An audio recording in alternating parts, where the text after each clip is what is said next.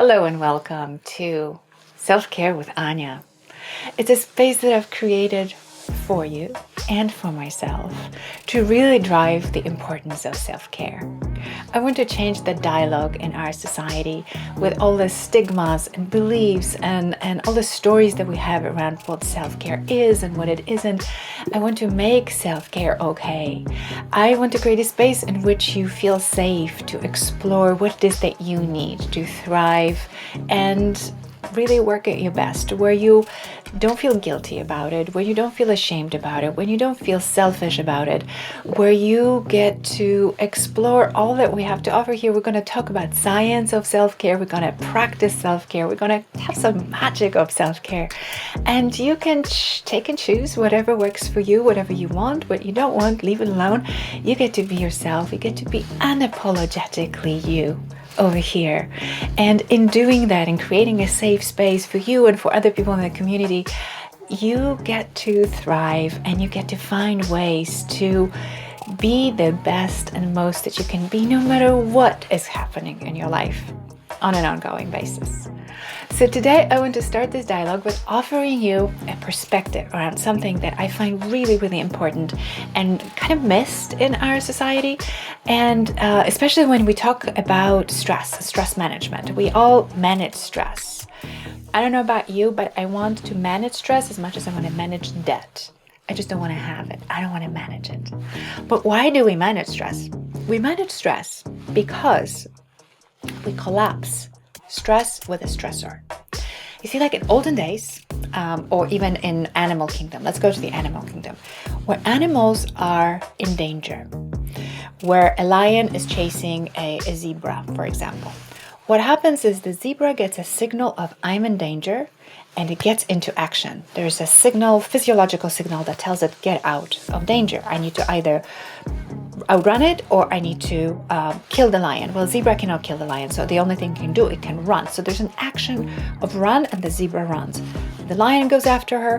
What happens? The zebra either outruns the lion, at which point it gets away from it. It comes to a place of, okay, I'm safe, I outrun the lion. It goes back to a place of safe, and it goes back to grazing. If it doesn't outrun the lion, it's sort of a moot point. We don't need to talk about it anymore. It's dead. Say an animal cannot outrun the predator. So then the next thing that it can do, it can fight the predator. So it could be one monkey meets another monkey. One monkey is bigger than the other monkey, so what they do, they fight. They fight to the death. They either survive, at which point it goes back to I am safe, or they don't, at which they're dead, and it's a moot point. Either way, you have a stressor, action, survival, safety. The third response, which is more of a dramatic response, I cannot fight, I cannot run. So the extreme response of the nervous system, these two are sympathetic nervous system responses of go. In extreme situations, when you cannot fight, when you can run, animals will play dead. It's sort of a last-ditch effort. That's a parasympathetic nervous system response where the system shuts down, almost gets a person or an animal into a semi-paralysis, and it plays dead in the hope that the predator is going to leave them alone. Again, when they survive, what happens is the body begins to shake to release that accumulated stress response. The animal takes a sigh of relief, goes back to grazing. Again, the body receives the signal, I am safe. The stress cycle is completed. How are we as humans different? We don't complete stress cycles. Our predators, our dangers, we kind of outlived the times when they had teeth and they ran 30 miles an hour. They don't do that anymore. So what happens is our stressors are bills, our bosses, a pandemic, kids, schedules, deadlines. And because they don't resolve, because we cannot run away from them, we cannot fight them, and we often cannot hide from them, what happens is the stress response is continuously activated and we never arrive at safety. That is why, even though we are the most developed society on the planet in terms of human evolution, we are more sick and more stressed than ever. So what I want to offer you today is a concept, an idea that I hope you will take on and you will begin to practice. And that is starting to operate according to the laws of nature. Start completing stress cycles, separating the stress response from the stressor. Stressor is the external thing that triggers your stress response. Stress response is what happens in your body as a call to action. So what's going to happen is your blood pressure goes up, your pupils dilate, your lungs open up, and the blood gets shuffled away from non-vital organs into your muscles to prepare you to fight or run. That is a go response. So what are the stressors that can trigger the I want to run response? Usually I want to run is an response of fear. So it could be any kind of anxiety. It could be a deadline. It could be a pandemic. It could be having to pay bills and not having enough money in your account. So all these things trigger fear, and a trigger in your body a need to move, to run. So your body is putting on a gas. The best way to discharge this type of stress is actually do what your body wants to do. So move. It doesn't have to be a big workout. You don't have to go on a run for 5 miles if you're not a runner, but move. So it could be yoga, it could be stretching, it could be, but something usually a little bit more vigorous. It could be a jumping rope, it could be swimming, it could be dancing, it could be just some kind of movement, because the body's response is, I want to run, I want to go. And if you don't, what happens is your body's putting a gas on, you're putting on a brakes. What do you think is going to happen? It's going to stress the system because the body doesn't know what the heck is going on. There is a sort of this incoherent, crazy signal coming back to your brain. It's like, I want to run. No, I don't want to run. And it just creates more stress. So this is the go. The fight response, it's usually anger. Anger, frustration, when things are not going your way, where somebody treated you unfairly, when somebody cuts you off in traffic, where somebody makes you angry, you want to fight. Again, it's a signal to the body to do something. The best ways to discharge that sort of impulse is, hit something, go work out really hard, do something, scream, punch, primal scream, something that sort of physically allows you to discharge that energy. Our society, that's often not very accepted. It's not okay for you to yell. It's not okay for you to punch a pillow. It's deemed to be socially inappropriate to do. Find a way to communicate with the people around you and find an outlet. What that does, it allows the body to actually do what you internally want to do, what your body wants to do, to discharge that stress response. That's what it wants to do. It wants to run away. What you want to do to complete the stress cycle is you want to take your foot off the gas and you want to take the foot off the brake. You want to allow the body to come to a stop.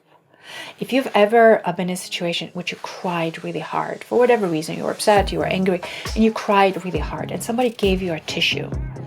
And when they gave you a tissue, they told you, stop crying, stop feeling, get over already, because it made them uncomfortable. What happened is you might have stopped crying and covered your eyes, but you still had this resentment, this sadness, this anger inside you, because it was not allowed to be actually expressed to completion. But in another time, if you've ever been in a situation in which you cried and cried and cried, and you're not crying a week later, at some point you just cried yourself out and you felt better. That's exactly what completing a stress response is. You feel what you're feeling to completion. Then there's a third response, and the third response is the freeze. What does the freeze look like for us? Freeze is when you cannot fight, when you cannot run, and there's just nowhere to go. So the parasympathetic nervous system response is shut down. That may look like overwhelm. There's too much to do. I can't take it anymore. I'm just so exhausted. I don't have it in me. And it translates into lethargy and depression and wanting to shut down and withdraw. And the whole system just kind of folds on itself. And what happens here, why people get stuck in this place, is because we don't take off the foot off the gas. So we start having this space in which we, the dialogue starts in, you're horrible, you don't have what it takes, you're stupid, you are incapable, you can't, like all the stuff that just fuels this, I just I can't do this. Again, the key here is to take the foot off the brake and take the foot off the accelerator. Don't feed the thoughts, but also don't try to pull yourself out of it by force. Try to distract yourself. The idea is to actually allow yourself to rest. Allow yourself to come to a place where the body wants to start moving, and shake it out. When you get the need to do something, then go and do it, and allow the cycle to complete. Many people say, well, but the stressors are still there. My bills are still there, my boss is still there, my deadlines are still there. Yes, but by separating stress from the stressor, what you're doing is on an everyday basis, you're completing the stress response. You're allowing the body to stop looking for the lion, to stop being in constantly high alert, and you come back to completion and to your parasympathetic nervous system mode, which is the part of a nervous system that allows for your body to heal, repair, regenerate, relax. You can sleep better, the body repairs, all the blood comes back into your reproductive, digestive system. You start digesting your nutrients, the body starts repairing itself. So yeah, in the morning, all that shit is still there, but you have now, you're now starting from zero, rather than dragging all the stuff from all the incomplete, not closed stress loops that you've been dragging along. It is an amazing practice. And the objective in all of these things is to allow the body, in a body language, to come back to a place of I am safe. How do you communicate it? If you have all this stuff happening and you're sitting on a couch in the evening and you're distracting yourself with either food or TV or a glass of wine or something, what you're saying is, I don't want to see it.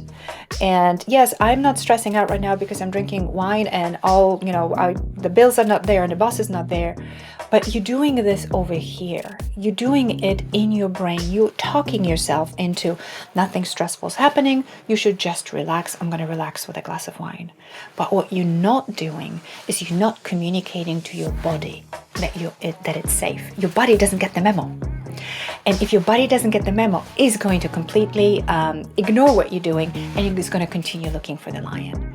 So these practices then become cumulative. You want to do more TV and more alcohol and more food and more shopping and more whatever it is, because you have this knowing sense that the lion is still there. There's still, the discomfort is still there. You have never arrived at a place of I'm safe. So how we do this is we create safety, and how you do that, it's entirely up to you, is what will communicate to your body that you're safe. Sometimes it may not be anything different than what you're doing right now, but it can be done with a different awareness. So it could be, I am going to have a glass of wine to relax. Well, before it was to distract. Now it's an act of self-care. I am loving myself. I am feeling stressed. I'm feeling anxious. I'm feeling overwhelmed. And I'm just going to slow down. I'm going to sit here for a while, and I'm just going to enjoy this glass of wine with absolute reverent pleasure. What does that do? It signals to your body that you are safe enough to actually slow down and enjoy something and feel pleasure. Pleasure and fear are sort of, they don't live in the same house. So if you're feeling one, not as a distraction with sort of this guilt and annoying sensation, but as pleasure, you're communicating to your body that you're safe. It could be an act of doing your facial routine, of taking a shower, of putting some essential oils, or of physical contact. It could be intimacy, making love with your partner, even holding your partner for 20 seconds. You will never do that with somebody if you don't feel safe. So anything that allows your system to know I've arrived at the safe place, no matter what storms are raging outside, I am safe. So reach out to me if you're struggling with the ideas of how to do that. If you have any questions about it, let me know. But this is one of the most amazing starting point about self-care, because it often, what I hear, the biggest objection is, I don't have time, I don't have energy, there's too much going on. You could be doing what you're doing already, but if you're doing it from this level of understanding and awareness, you're allowing your nervous system to come back to your parasympathetic mode when your body heals, regenerates, and repairs. So now you have a leg up on how you're able to manage whatever life's going to throw at you the next day. I hope this is helpful. Let me know if you have any questions. And I want to invite you to join our new Facebook community. It's going to be a private, not secret, because people are going to be able to find it, but they're going to be able to see it. It's going to be our private community. I call it the Care Bar. So we come in and we do all things self-care. So it's going to be a beautiful, supportive community in which, like I said before, you get to be yourself, you get to contribute, you get to take, you get to learn and expand and grow your ability to nourish yourself so you become the most successful, the happiest, the healthiest, the most fulfilled person you could possibly be, because you made yourself a priority. Join me. I will send you a link. There's probably a link in the email down there as well. And I hope to see you and continue this conversation. And I will see you there.